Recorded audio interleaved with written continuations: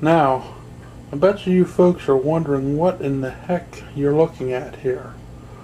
Well, what I done was I made a homemade tripod mount. Basically, this tube right here is a thing that was filled with CDs originally. It had like 100 CDs in it. Then I took the shaft out of it. There was a plastic shaft in there. I cut that out. I drilled a screw up through there. Have a couple bolts holding that on there.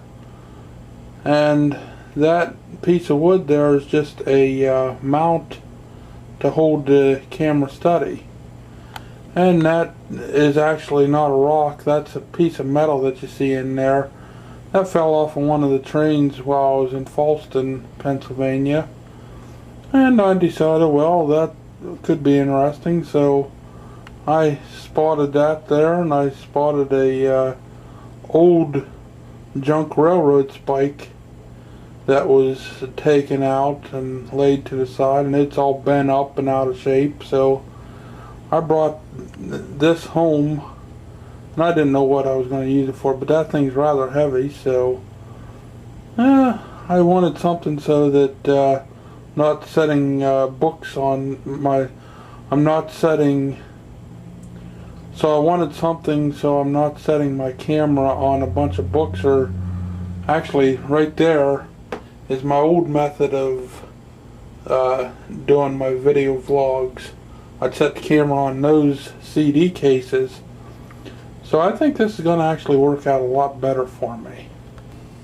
Okay, I just wanted to show you what this looked like with a camera on it. Now obviously the camera that's on there is not going to be the one that's on there all the time, although this gave me a interesting thought. I'm going to actually make another one of these and take it with me whenever I go rail fanning.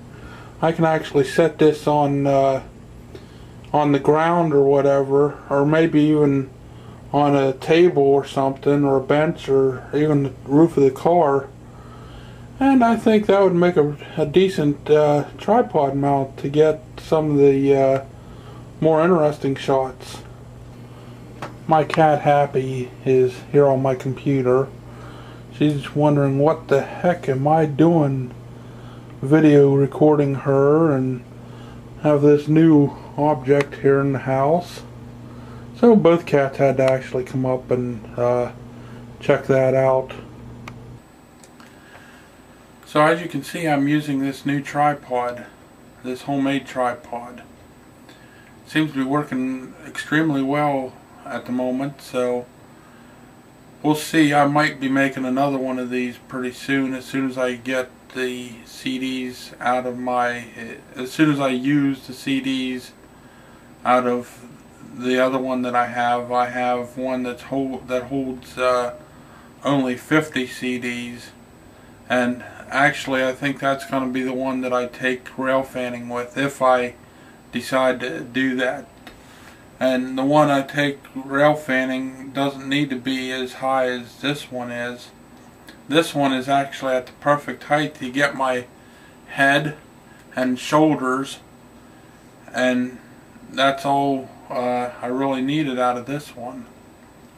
So the next one I make is going to be whenever I actually go out to watch trains, and that'll be great for taking in my bag.